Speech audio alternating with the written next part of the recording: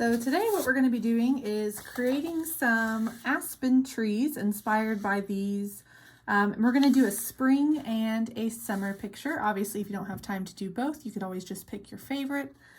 So first off, what I have is a half sheet of Arches watercolor paper. This is the cold press. If you want to do it on a full sheet, you can. I've just taped mine on a half sheet because I like to do it a little bit smaller. And then I taped all of my edges with that tape. And I'm also going to take a piece of tape and tape it right in the middle of my picture. So then I'm able to do those two paintings. So whenever you're putting tape onto your paper, if it's super sticky tape, you may want to stick it onto your pants or another surface first before you put it on here. Right now I'm just using the blue painter's tape and it's not too sticky, so it should be okay. So, and first we're going to start off with our first picture down here. And what we're going to do is for our trees, we're actually going to be putting tape wherever we want our trees. So when you look at like a forest or a photo of aspen trees, a lot of times, you notice that as the trees go farther back, you have smaller trees. As they come forward, they get a little bit bigger. So in order to have that depth in our picture, we want to have a variety of sizes. And typically also with trees, or just any object in general, you want to have odd numbers. So I'm going to go ahead and do like 3 trees, but you could always do 3 or 5. You don't want to have like too many trees or it might all get kind of jumbled up a little bit. So with my tape, I only have one size of tape and it's kind of thick.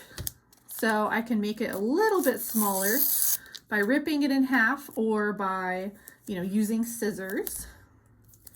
And trees tend to be thicker at the base and thinner at the bottom. So you want to make sure you don't accidentally make your tree, too thin at the bottom so it looks like it's really big up top. So, and I went ahead and just put half of it on there, but obviously the trees don't have this frayed edge.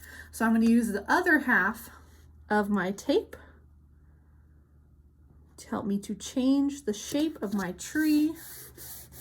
So there you go. And then it's just a little bit smaller than my tape. Oops. And then I'm going to make some small trees. And obviously you could always buy tape that's a little bit smaller rather than having to, rip off the tape and do all this stuff. Because they make some really nice small tape. And then I'm just going to do this half like that. And I'm going to do one more tree.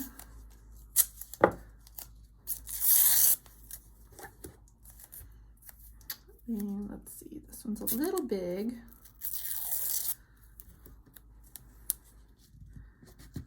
So, and most of the time I want to have my trees, go all the way to the base because then they look like they're a little bit closer to us and not really far away. If you do want to make one that looks like it's farther away, you want to make sure it's really small. When we start the painting part, you want to make sure it's not like floating in your sky. You'll have to make sure to kind of plan for like a hill or some grass or something like that that extends back. Okay, and I just need to fix this one side and then we'll be good to go.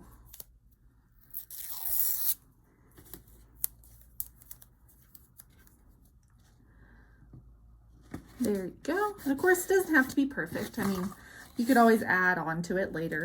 But to have a nice, flat tree, you want to make sure your tape is also flat. So now that I have my trees all taped off, what we're going to do next is go ahead and start on the painting part. So mainly, we're going to start with our summer picture. But mainly, the colors we're going to be using for this one is, at first, we're going to use some cadmium yellow light or lemon yellow, and then a nice blue, which will be like ultramarine blue, or if you have a cerulean blue, that's a great color for skies. So, and I'm going to go ahead and haven't cleaned off my palette from another painting, but that's okay.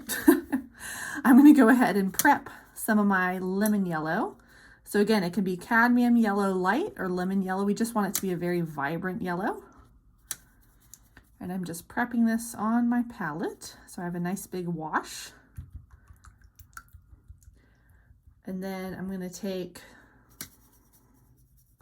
some of that cerulean blue. So cerulean blue tends to have a little white already mixed into the paint. So whenever they're making, you know, the pigments and whatnot, you can kind of see how it's already a little bit pale. So if I like that color, but I want it a little bit darker, you could try and add another blue to it, like ultramarine blue, or I really like cobalt. It's a really pretty color. So, and I have those two colors mixed. And now what I'm going to do is I'm going to take some clean water and I'm just going to wet one section. And then I'm going to take some of that cadmium yellow light and I'm going to drop in some yellow at the top. And these are going to be kind of like the tops of our trees. So we don't want them to be like perfect rectangles. You want to make sure they're a little organic and have little bits coming out. And I'm also going to do it down below like that. And then in the middle, I'm going to do my blue. So for this one, it's going to be basically my sky. So I'm going to try and leave a little bit of white showing through in some places. But it's okay if it oozes into your yellow a little bit, because eventually that's going to turn into green. So basically we're painting the background of our trees. So I want to make sure that they line up at least a little bit, but you don't want them to be like a perfectly straight line. So like you can kind of see how my sky lines up, but it's not like straight across, because that's a little boring. So you want to have where maybe some of your trees are higher or lower. So as I work on to the next section, I'm going to wet my paper again. Take that same yellow. And now with this, I could do my yellow at the same height, or maybe I could have my landscape start like dipping down. And if you notice that your paint is getting like really, really big puddles like this, a lot of times that means you're using too much water. So, and if I notice I'm using too much water, I might try and dab it up with a Kleenex, or you can wait and just let the water kind of soak into the paper. But for the sake of time, I'm just going to ignore it and roll with it. Because sometimes you can compensate and add more pigment back into it to make it a little more vibrant. And again, I'm putting this yellow down here and I'm going to have it line up with that one. And then now we just have a teeny tiny space for our blue. So it might turn green, but that's okay. So, and whenever you're painting around tape, you want to make sure you're not painting towards the tape. You're kind of painting away from it, because if you push your paintbrush under the tape, you might end up having the tape roll up a little bit, because even though it's taped on there and it seems pretty sticky, it can still lift up a little bit, or your paint might ooze underneath.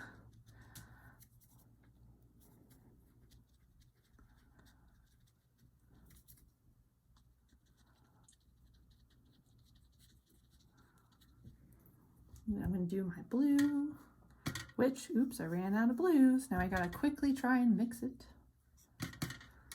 And that's why it's always good to pre-wet your paper sometimes, because then while I'm mixing this, you know, it's not getting too dry.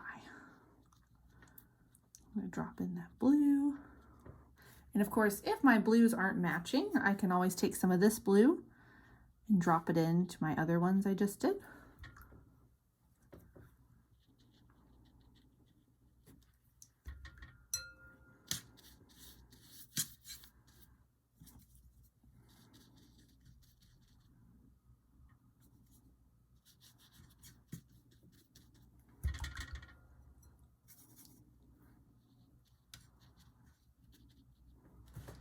Ta-da! And then that's the first step on this one.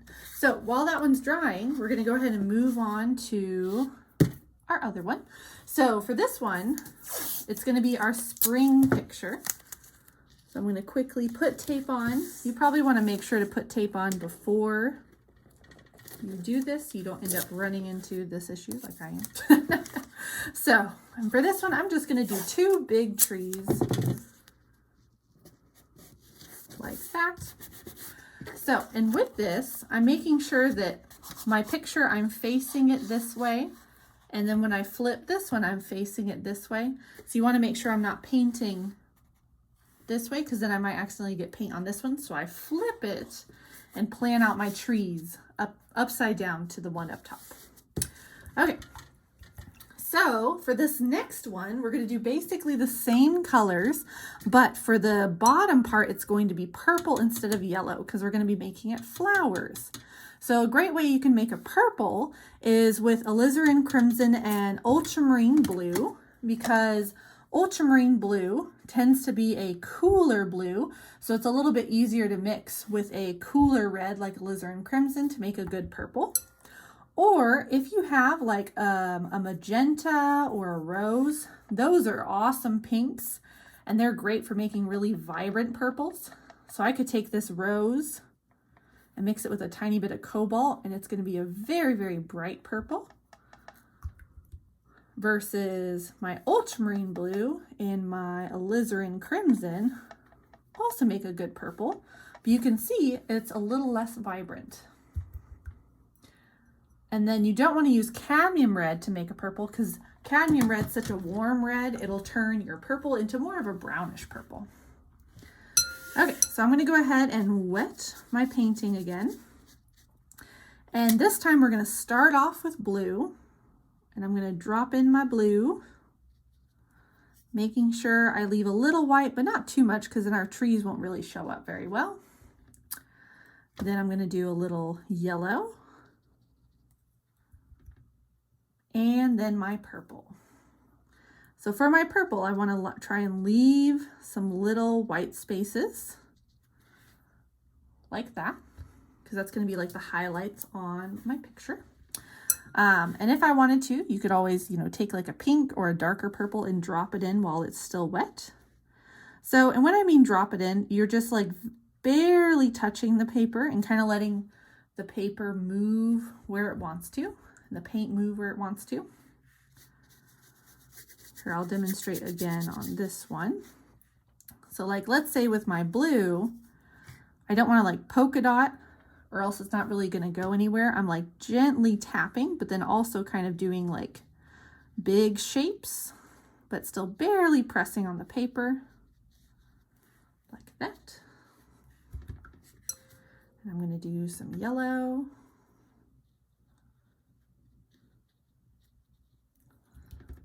And then my purple. And of course, I can tell sometimes if my paint is too wet because my color is like very, very pale, barely showing up. That means I need to grab more paint and less water, or wait for it to dry.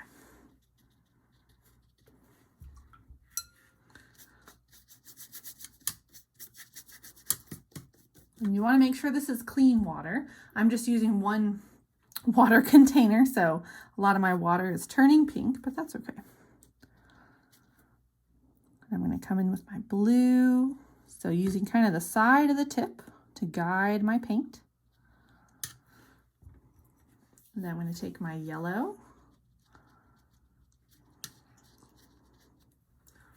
and then my pink.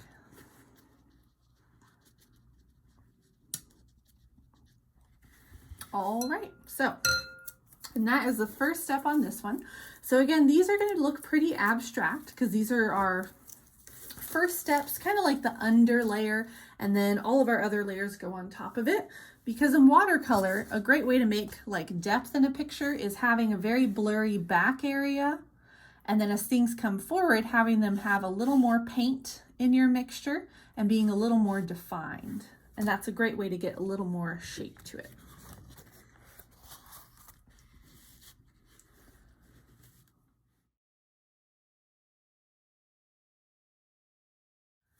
So, and then now that we're done with the first layer on our spring one, we're going to start working on our summer one.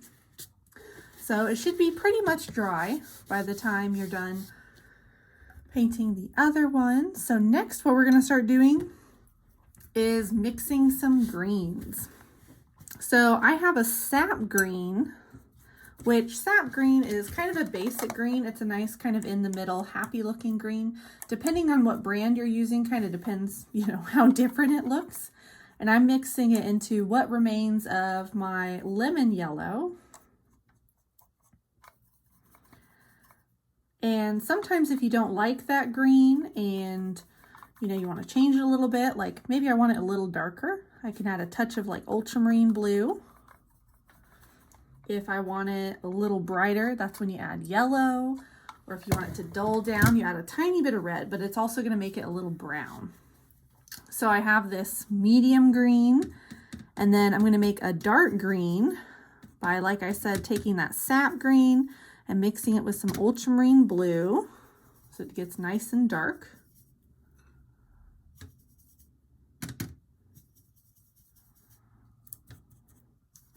And then if it gets too blue, you can always add a little bit more yellow to it.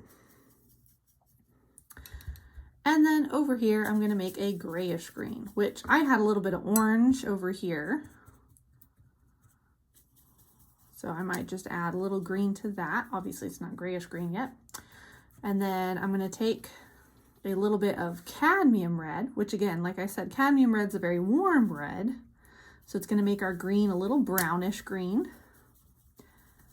And then I can make that a little prettier with a little ultramarine blue. And then we have a grayish green. So, and then what we're going to do next is, if your sections are pretty small, you may not have to pre-wet it again, but I'm going to go ahead and wet it all over again. And this is great for if you have a painting that you worked on and now you need to work on another area. It makes it seem like kind of blended and seamless. And I'm going to take some of my light green and I'm going to tap it in, but leaving a little bit of that yellow showing.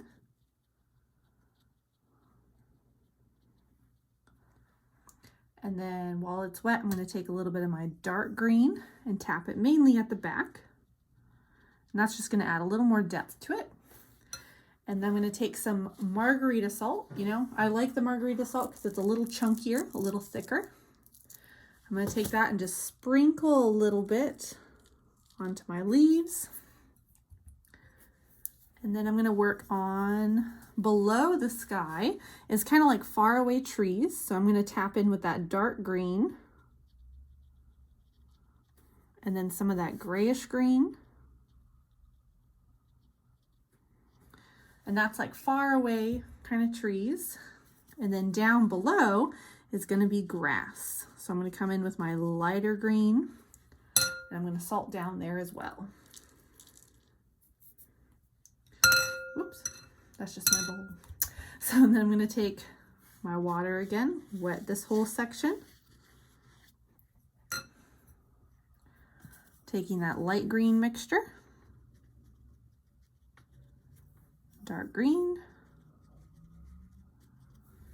and salt. And again, since this is, nature, you don't want it to feel too man-made. So sometimes you may have to pull your green out a little bit so it layers on top of the sky. If it looks too, rectangular, too flat. So I'm going to do my far away mountain trees. It can be whatever you want. It could be a mountain, it could be more trees.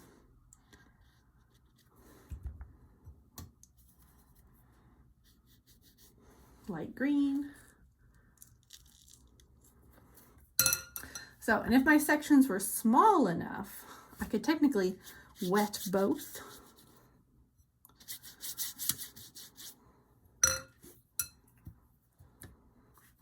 And try and come in and do these both all green. Whoops. Dark green.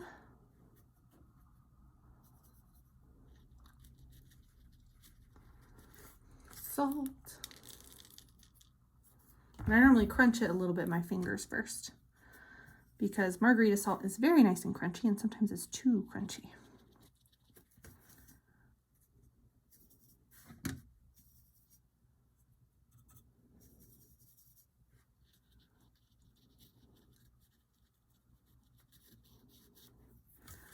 And then grayish green. And then my light green.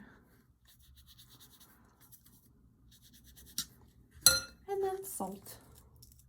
And you won't really see what the salting effect is going to do until it's dry. It tends to soak up the pigment and kind of do the starburst pattern, which is really great for foliage or trees, that kind of thing. So, and as you're using the salt technique, if you're noticing that, you know, maybe your green was a little bit lighter than you thought it should be, while the salt's wet, you can dump in a little bit of color while it's wet. You just have to be careful and not try and move the salt too much. You can tap a little bit of color into it.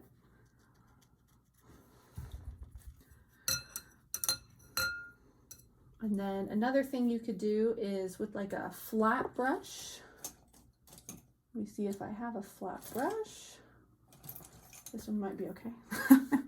You can try and lift like some faraway trees, which this one's a little big, but you can see if you use a very small flat brush, you can lift some of that color up. And then now we're going to let this one dry and work more on our spring.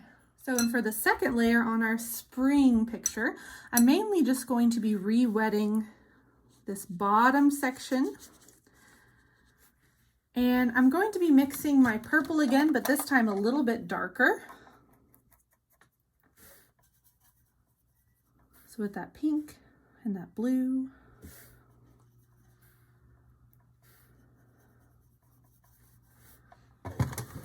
And then I'm going to be taking that same green. We were just using that sap green with a little bit of that blue. And I'm going to be making this kind of like faraway trees.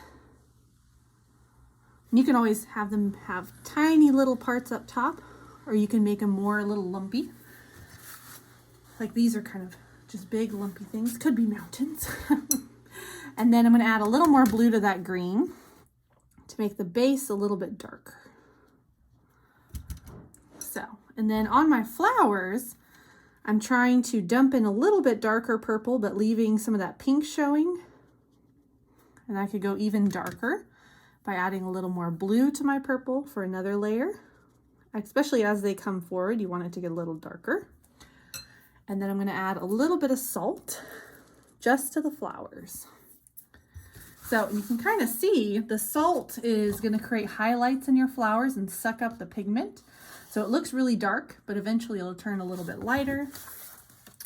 Or especially if you keep it very light with lots of purple and pink, rather than going too dark purple, it comes out really interesting. So then I'm going to re-wet this again. And if you hear a lot of scratchy noises, that typically means that you're using a little too little water and need a little more, or a bigger brush. And I'm going to do my little trees.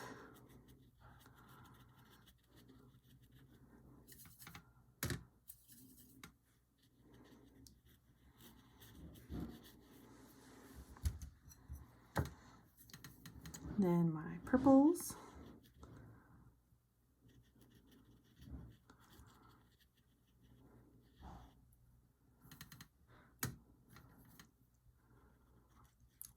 Making them darker at the front.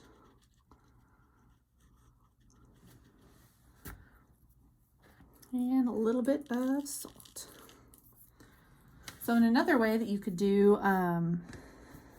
some of your trees is if I wanted to add kind of an extra layer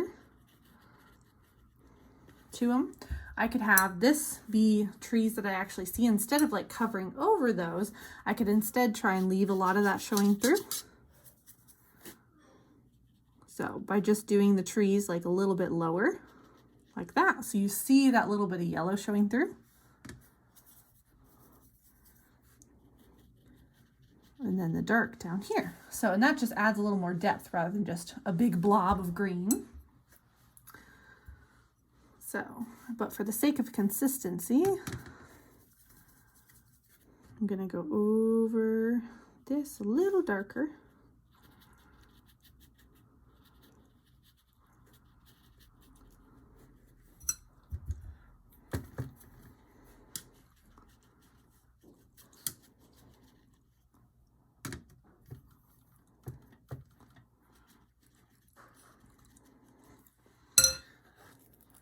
So, and that's the main layer on our spring picture. So now, and then next, what you would want to start doing is probably blow drying. I mean, once this was a little bit drier, but you could start blow drying your summer picture, and then eventually your spring picture, because if you start blow drying your painting too soon, it'll just blow the salt off. So you want to let it kind of sit and react a little bit to the paint and then blow dry it.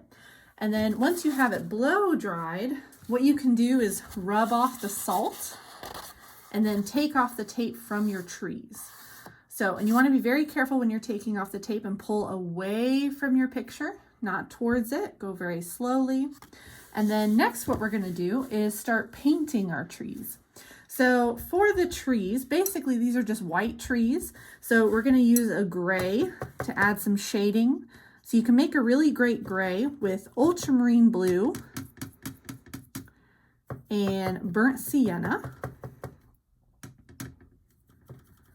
And basically what I'm going to do is I'm going to pick where my light source is coming from. So I like to kind of have it coming from the left side. So then one side's going to be white and then the other side's going to be gray. So I've done that on all of those. Let's see. So I'm going to take a light gray, which if it's too dark, you could always just add more water. And basically I'm just filling one side of my tree. And then if it looks too linear, you know, too liney, I could always take my paintbrush with a little bit of water and pull it in to my tree a little bit. It also helps to give it like a little bit of texture like that. So not pushing too hard. And then I can take that same gray, but with a little less water, so it looks a little darker, and make this side just a touch darker right here. And that just gives it even more depth. So I'm going to do that again on each of my trees.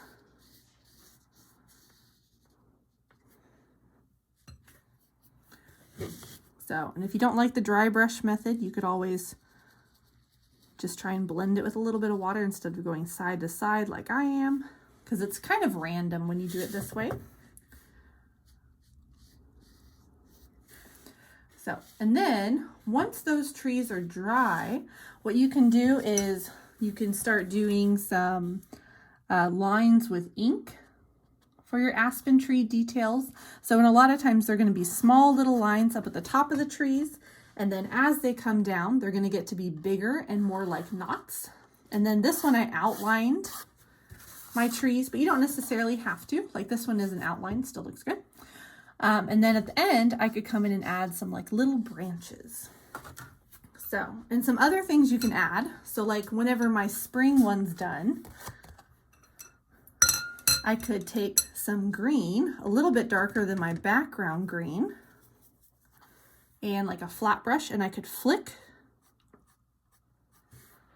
like that. Flat brushes work best, but if you like a round brush, they work too. And sometimes I'll have a layer of grass that's lighter and it's pretty wet, and then I could have a layer that's dry brush, so that's where you see kind of that rough texture, because dry brushing and grass works really well. And I could even flick some in front of my trees. So obviously you want to do that before you take off the tape on the border, because then you won't have to worry about accidentally get onto your border. Other things you could add is some greenery, like at the very top of your painting. So my spring one, we didn't put really any green at the very top, but I could always come back in and tap in some green for like the tops of the trees. I could even layer a little bit on top of my trees a little bit. So, and it's up to you if you want to leave it more just sky or have some of those leaves.